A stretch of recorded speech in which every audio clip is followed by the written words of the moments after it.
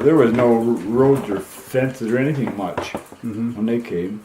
And they came with I guess he must have come out here with a wagon, I don't know. When Grandpa went to get the rest of the family, he went to town with the wagon, of course, to bring them out. There was Grandpa and 4 children, 3 boys and a girl. He built a house the first year, but it wasn't much of a house, really. This is the only part of it that's left, and we use that for our root cellar. Well, it was a big chore to go to town, even for my father later on. Usually a neighbor, 2 people would go, not just one. You'd take 2 teams and 2 loads of stuff to town, so you could help each other out when you got stuck. Our mailbox is here at the corner, and straight west of there is the Red Deer River, and my uncle had a ferry across that river at one time, and they built a bridge there until it washed out. They called it Derby Town. There wasn't much of a town, just a store. Oh, yeah, train to Richdale, wasn't it? Yeah. And then from Richdale, wagon Out here. Sounds like about 3 wagon loads. Do the house and Granary in the barn. granary and barn. Plus 2 cows. I could bought it off of somebody. Somebody was there before us. Yeah. What was his name? Thomas Peacock. Yeah. But he got hurt, Fell off a horse. fell off a horse, Oh. and then John and his brother Raleigh knew him somehow. To make it forcing us to mine our land. They're pushing us too hard to make a profit, to make ends meet. And we get bigger farms, more chemical, Monsanto. We live, they Feed them. we feed them with all their chemicals. They're forced. There's no small farms with small gardens around. There's just great big acreages, and they're just pushing us too hard to make ends meet. And When you say they're pushing you too hard, who's pushing you? well, I guess the government and Population. just the general population in the world. We have to be too competitive. Right. Produce cheap We food. got to be super efficient where we should be more inefficient. And the government puts the pressure on us and our taxes more. Well, You gotta find that money somewhere. yeah, so we just put more chemicals in the land. And if you go around like Drumheller, Calgary, Olds and that, it's a tremendous amount that they're putting in the land. So now we're mining the land and not farming it. We're just milking it for everything we can. Right. Right. And a lot of these big acreages with cattle, they're overgrazing everything right to them. On a dry year like last year, there's nothing left there. Well, my grandfather came here from, he actually came here from Minnesota, and he was in Minnesota for 2 or 3 years, and before that, Sweden. He was not the oldest boy, and in those days in Sweden, everything went to the oldest boy, so there was nothing for him there. So he strapped on his skis and skied across the mountains to Norway, and got on a boat and came he came through Ellis Island and into the United States, and started in Minnesota, and I think he was mostly working lumber in there.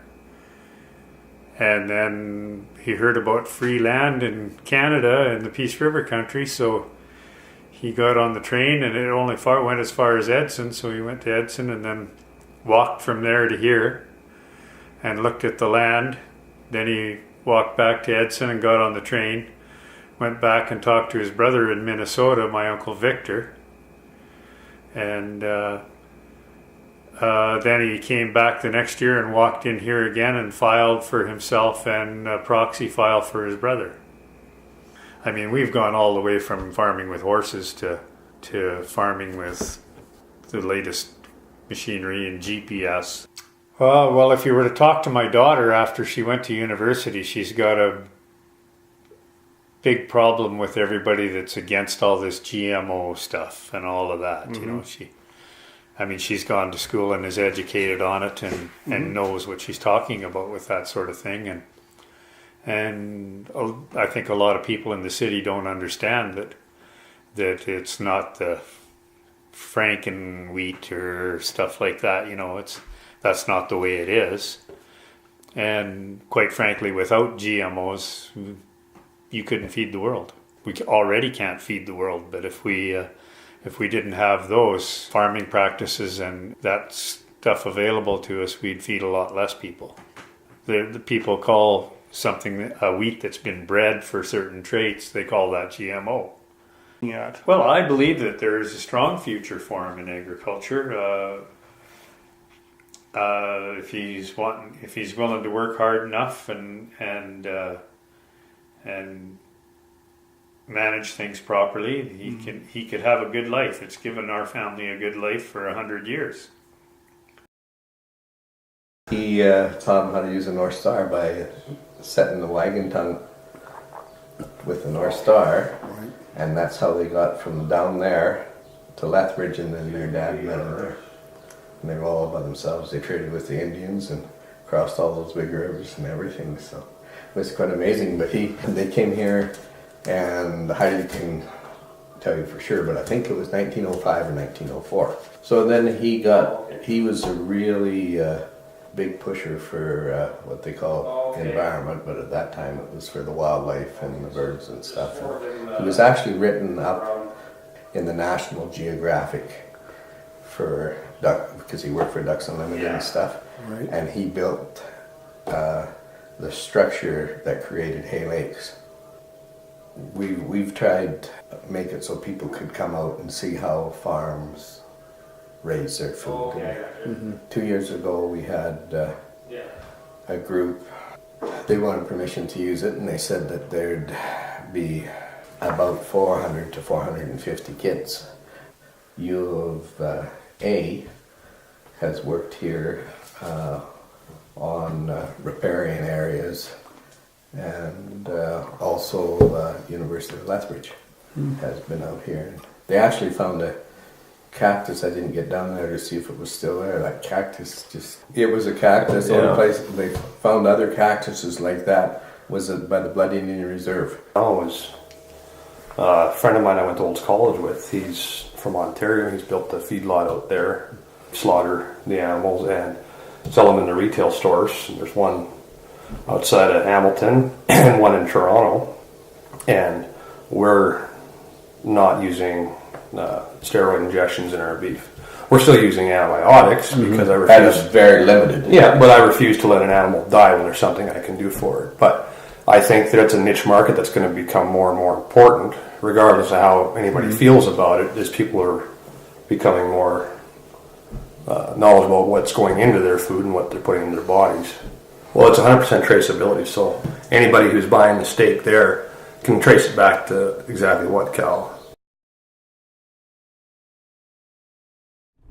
That's something you don't see too often on farms. There's a lot of birdhouses. Well, that's what holistic management taught us, that if you live within an ecosystem and it's not friendly to habitat, you're not going. That ecosystem will never operate properly. So, well, one of our goals when we came out of that 8-day course was to build about 100 bluebird houses, and we're up to 240 now. And I talked to a conservationist, an ornithologist, a bird guy, and they said, this is how many we have on 800 acres. He says,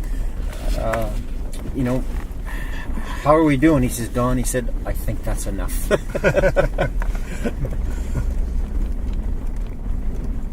Have you noticed a drop in the amount of insects? Absolutely. Yeah, we've got them under control. Now, you may not notice this, but see all this litter, pasture? Okay, I had two choices. Last fall, I could have left the cattle in here for a lot longer, grazed a lot longer, but because we're with climate change, and I do believe we're getting to more and more droughts, because we are experiencing more droughts, and if we chew everything out, then in the spring there's nothing to hold the water. It's going to evaporate quickly, so all that litter is holding that moisture in, and even if we go into spring with a drought, we'll get enough grass to do us probably for about 2 months. Now these are the special plantings we did to attract the pollinators, and the first row back there was 2 rows of a monoculture. In other words, they were all choke cherries. This one's a 3-row, and it has 12 different species. And the one down here is a 7-row, and there's 21 species of trees and shrubs, and there's 20 species of native flowering plants. So that we're noticing that whenever you come into this one here from middle of April until freeze up, there's always something flowering. And a native pollinator, that will keep them around. It's like there's an open buffet, so they will come, and we're getting better production in our pastures now because they're pollinating the alfalfa. Like the ecologist that did this, he's a genius. He put most of the flowering plants on the south side because they got no competition, and then he interspersed berry bushes. There's high bush cranberry, there's currant, black currant, there's all kinds of different species. Pollinators are huge. Like every third bite of food that we take depends on a pollinator. These chemicals, whether we like to believe it or not, they are killing our pollinators, and that's a real clear and present danger that I don't know if many people recognize. This is a Ducks Unlimited project. We cooperated with them in 1992. So you built this berm. They built this berm, so now we have a wetland here, and we've got beavers. They're damming it up because there's a drought coming and they want to have more water. They're smart. Somehow, how do we get back to, I guess, the stories I've been telling you about neighbors pulling together, having more neighbors instead of less neighbors, renewing the countryside?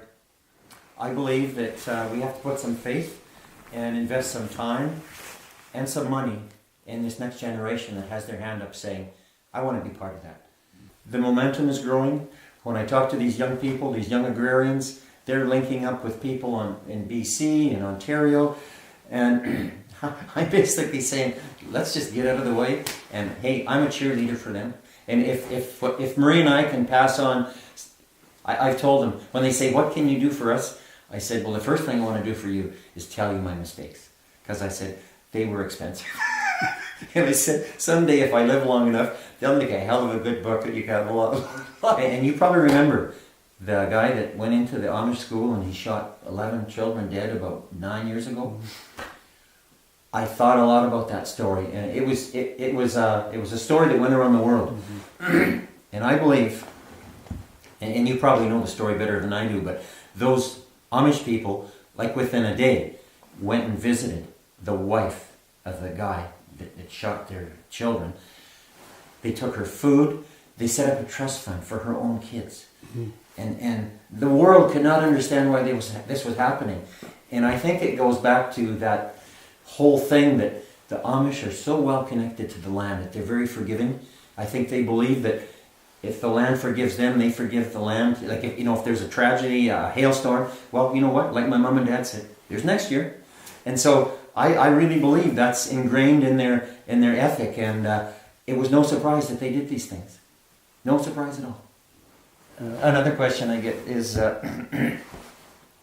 if you had a throng of people here, and they wanted to know what they should do to make the going better for this new, what I call local small farm movement, what would be your advice? And I said, well, everybody in this room is going to have to break the law.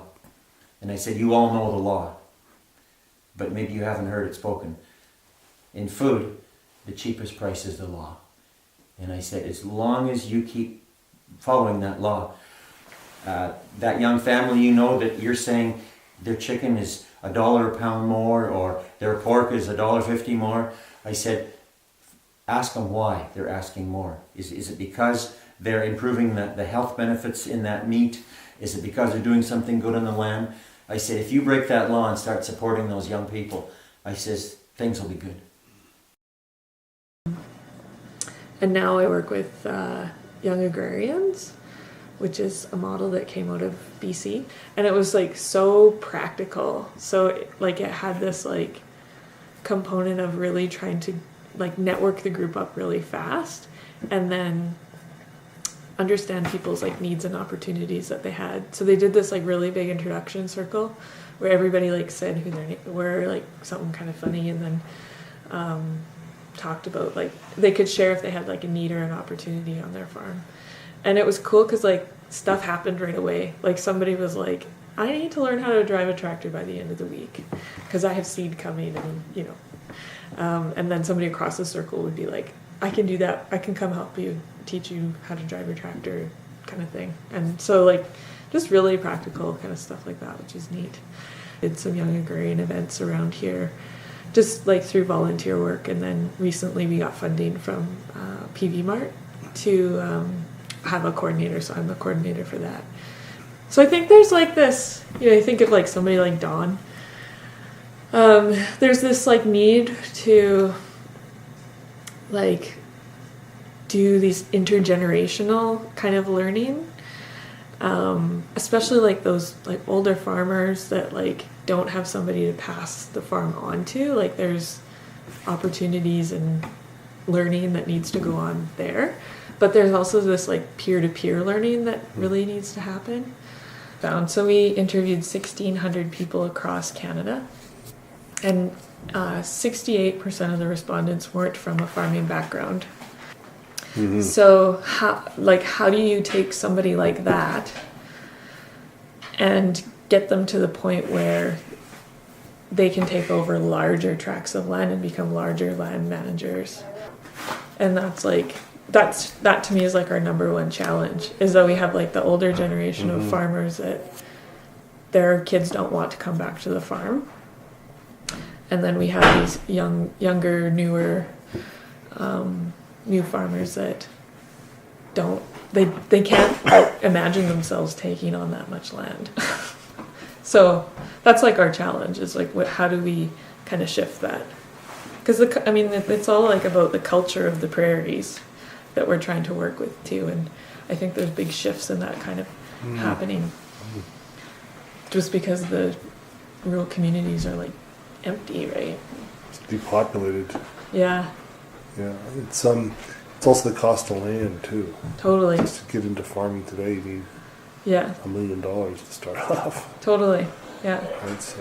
So the young agrarians are getting into farming, or getting into commercial agriculture in a different way. Well, I would say like young agrarians typically seems to be attracted to like ecological farmers. And that's what we found in that survey too, was that a lot of our new farmers are very motivated by ecological and social justice issues. So they're not necessarily, their number one reason for going into farming is not financial. They're not going in it, they're hoping they make money.